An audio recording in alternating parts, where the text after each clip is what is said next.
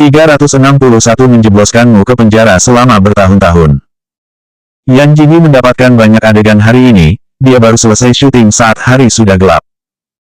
Liu Ran juga melakukan kesalahan berkali-kali, membuat pemeran utama pria harus tetap tinggal untuk merekam adegan bersamanya. Mengabaikan tatapan marah Liu Ran, Yan Jingyi mengganti pakaiannya dan melenggang pergi dengan santai. Tepat sampai di gerbang City Wall, tiba-tiba dua orang polisi datang mencegatnya. Anda Yan Jingyi, kan? Seseorang telah melaporkan Anda atas tuduhan penganiayaan yang disengaja. Mari ikut kami. Jiang Zhao. Yan Jingyi memandang mereka dengan tenang dan berkata, ayo. Dia memiliki banyak kenalan lama di kantor polisi. Apa kedua polisi ini tidak tahu jika dirinya telah dinobatkan sebagai warga negara terhormat oleh Departemen Kepolisian? Dan ternyata kedua polisi tersebut memang tidak tahu. Kepala kepolisian beserta polisi tampan yang pernah berurusan dengannya telah dipindah tugaskan ke distrik lain. Sementara kedua polisi ini adalah anggota pindahan. Setelah mereka tiba di kantor polisi, salah satu dari polisi tersebut dengan garang menyuruhnya duduk untuk menunggu interogasi. Tak berselang lama, seorang laki-laki dengan jas dan rambut mengkilap yang disisir rapi datang dengan diikuti oleh beberapa pengawal. Jika Yan Jingyi orang biasa, dia pasti sudah gemetar ketakutan saat ini. Kamu Yan Jingyi, kan? Pria parubaya tersebut menatap tajam Yan Jingyi yang sedang duduk di kursi. Yan Jingyi bersandar di dinding dengan tangan terlipat di belakang kepala, terlihat masa bodoh. Ada apa? Aku Jiang Hai, ayah Jiang Zhao. Aku yakin kamu pasti sudah pernah mendengar namaku. Yan Jingyi merasa agak geli, belum pernah, tuh. Belum pernah. Dia Jiang Hai adalah seorang dermawan yang terkenal. Wanita ini bilang belum pernah mendengarnya. Jiang Hai menjadi semakin marah. Namun, menurut informasi yang dia dapatkan, Yan Jingyi memang berasal dari kalangan biasa sebelum menjadi aktris pendatang baru yang terkenal. Mungkin wanita itu memang benar-benar belum pernah mendengar namanya. Apa kamu tahu Yayasan Tianxiang? Aku tidak tertarik untuk tahu. Jiang Hai tercekat, Nona Yan, kamu memukuli putraku hingga dia terluka parah sampai masuk rumah sakit. Menurutmu bagaimana aku harus menyelesaikan masalah ini? Yan Jingyi mencibir, Jiang Zhao juga memukuli Zhao Xinchen sampai membuatnya terluka parah dan harus dirawat di rumah sakit. Zhao Xinchen adalah bawahanku. Jadi, menurutmu bagaimana aku harus menyelesaikan masalah ini? Jiang Hai memandang penuh penghinaan seolah dia telah mendengar sebuah lelucon besar. Apakah wanita ini menganggap dirinya orang penting? Bagaimana mungkin Zhao Xinchen yang merupakan pewaris terkenal adalah bawahannya? Konyol. Ketua Zhao telah menyelesaikan masalah ini secara pribadi. Memangnya kamu punya hak untuk membereskannya?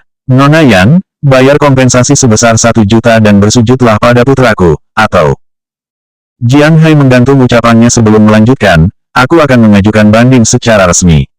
Melakukan penyerangan dengan sengaja adalah tindakan kriminal dan aku bisa menjebloskanmu ke penjara selama bertahun-tahun. Kurasa aku bisa melakukannya. Harus kehilangan uang. Kamu menyuruhku mengeluarkan uang. Apa kamu pemain sirkus dari kebun binatang? Yan Jingyi menguap dan menjawab malas, maaf, aku tidak mau memilih keduanya. Jiang Hai naik pitam, kalau begitu, sebaiknya Nona yang segera menyewa pengacara yang kompeten.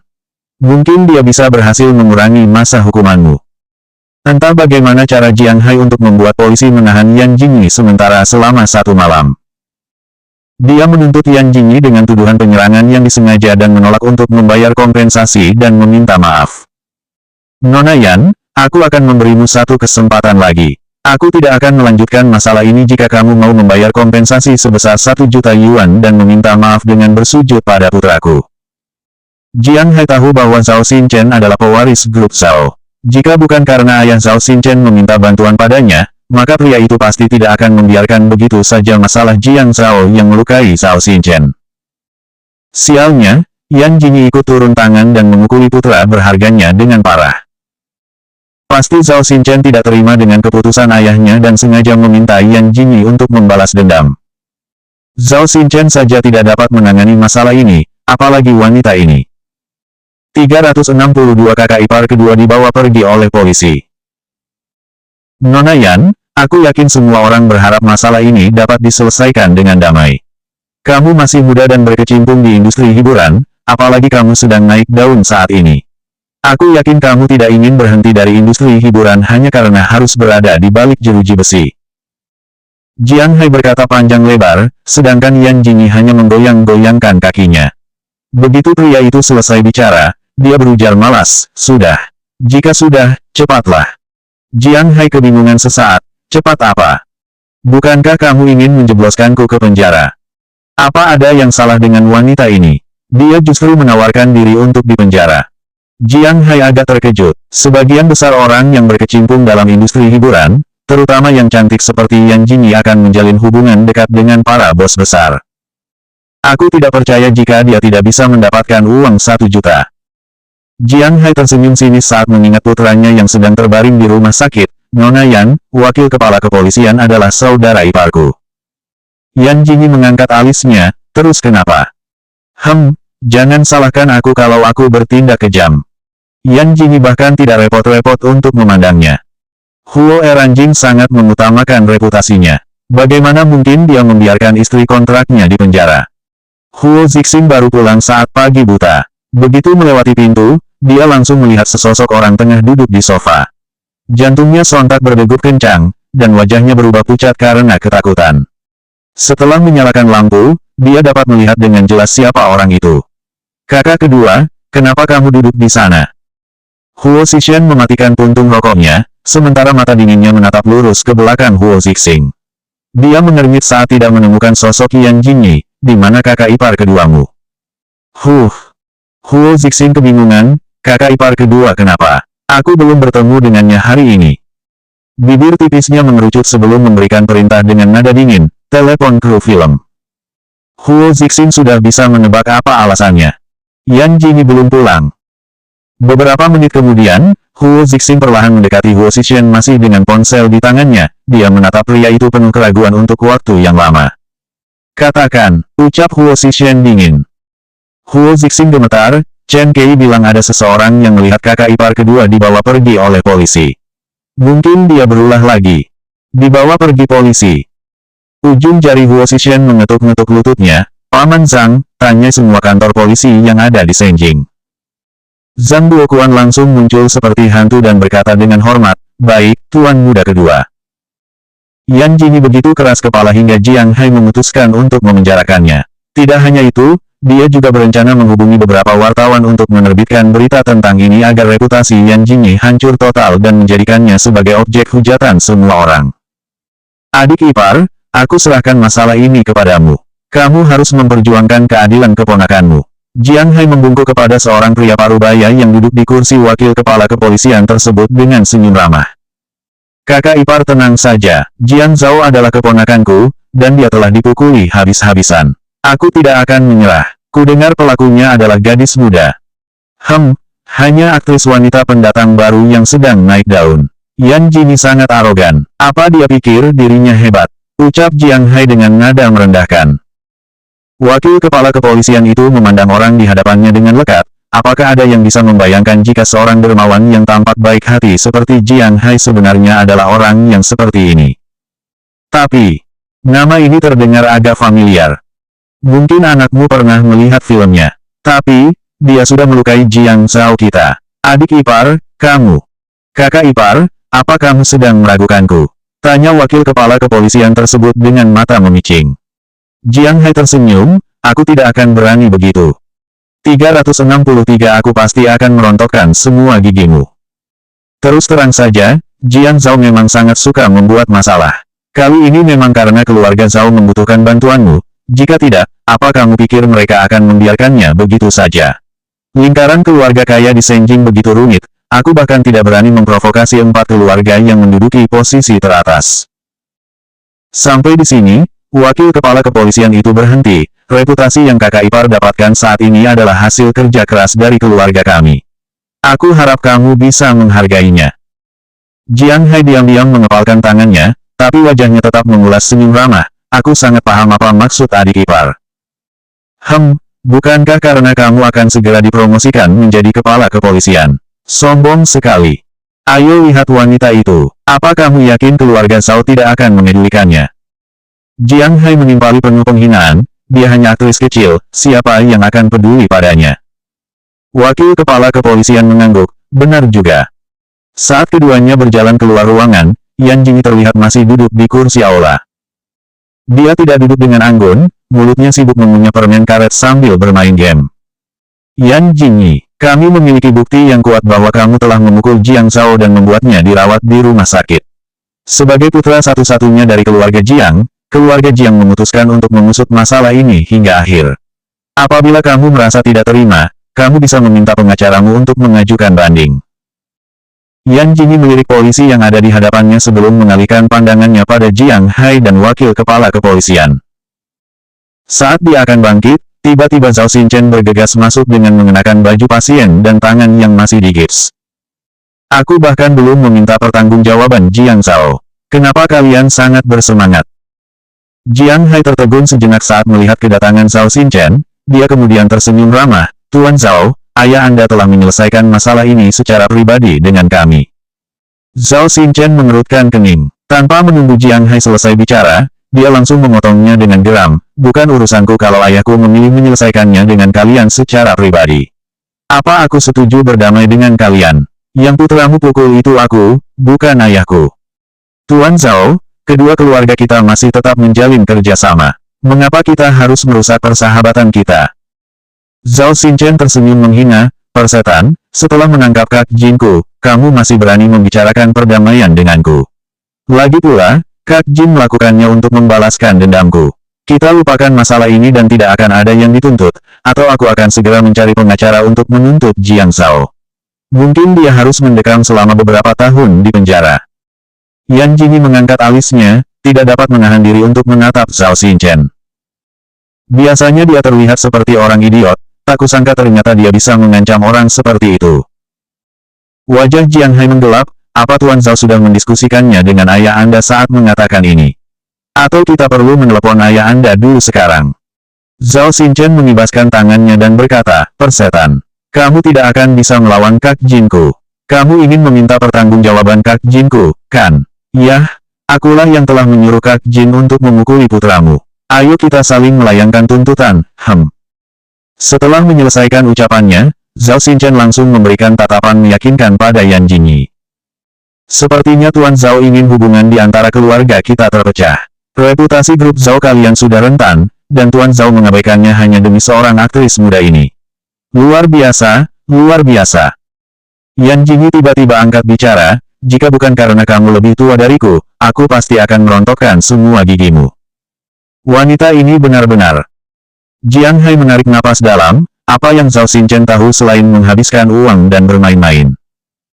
Aku tidak percaya jika ayahnya bersedia melawanku hanya demi wanita ini.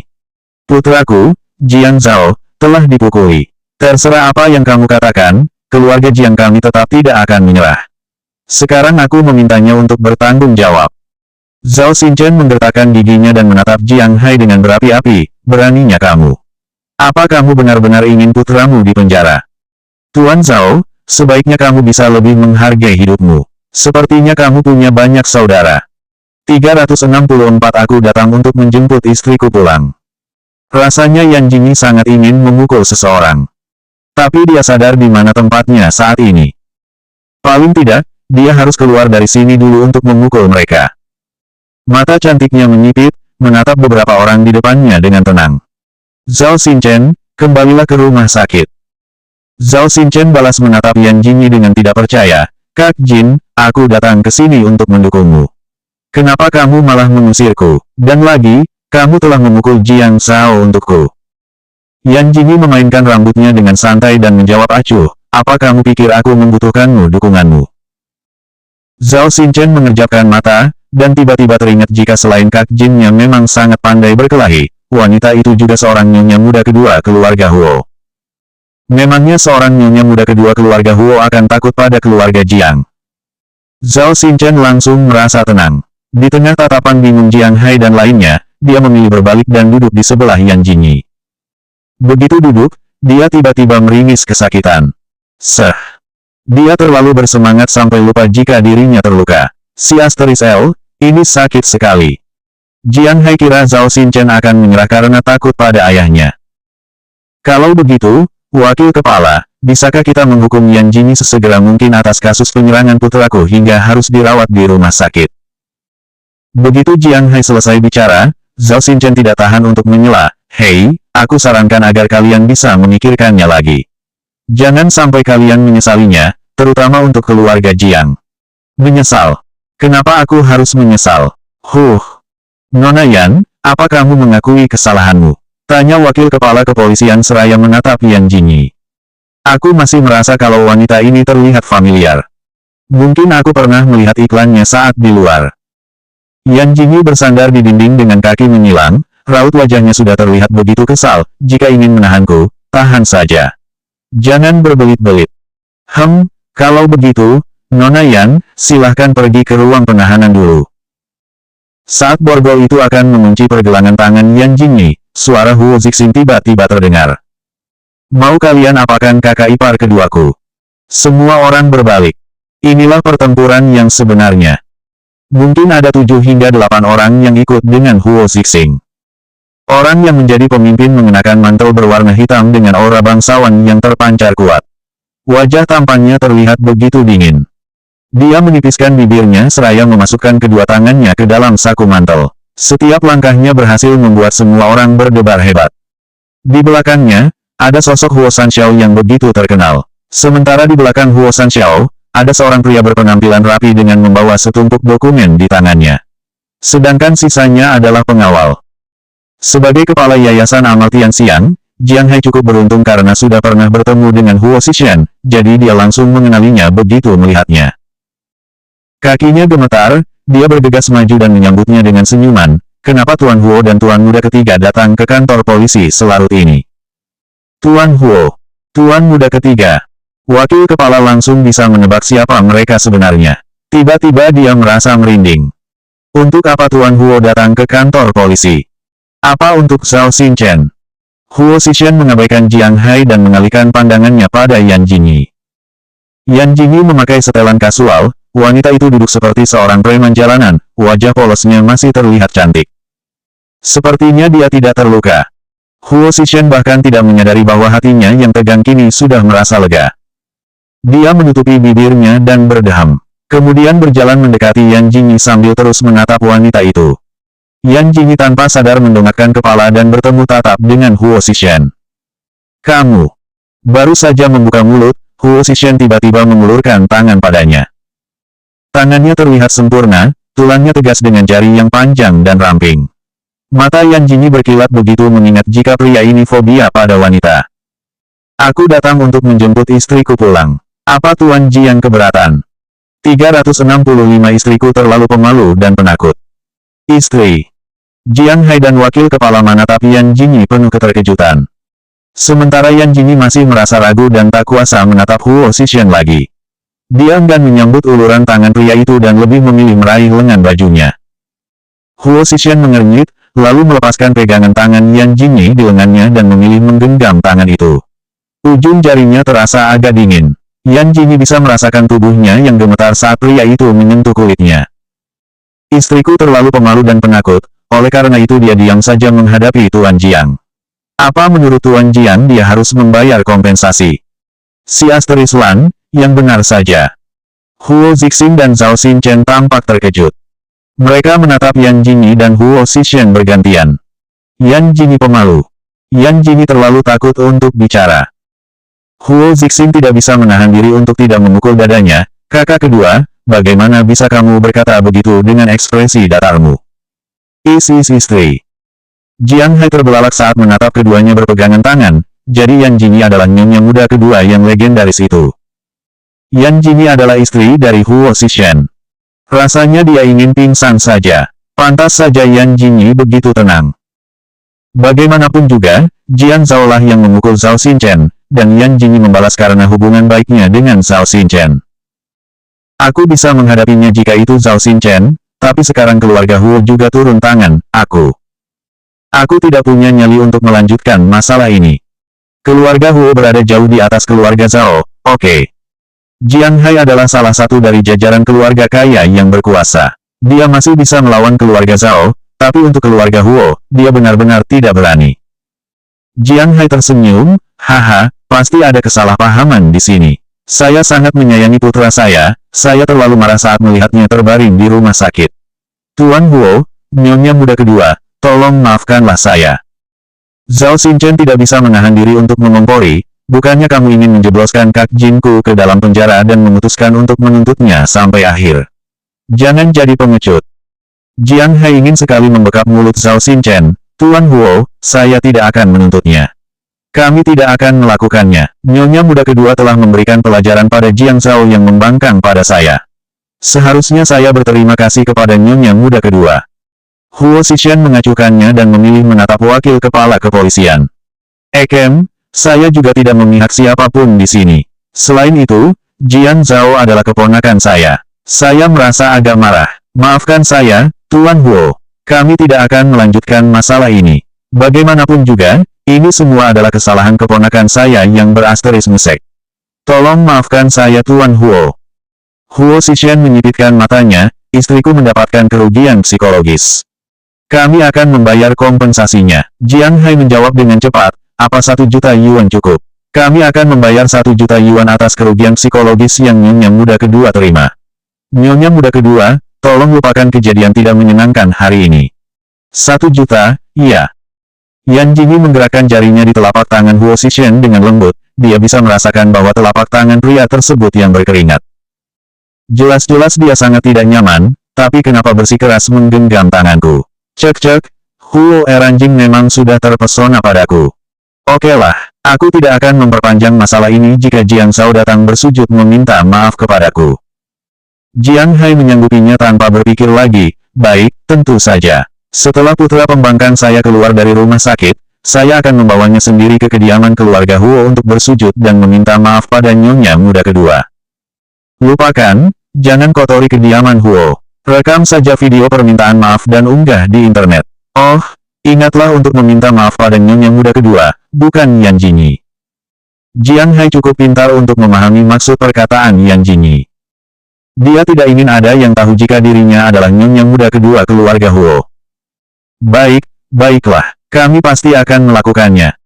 Selanjutnya bab 366 Tuan Huo, tolong bantu aku membuka tutup botolnya.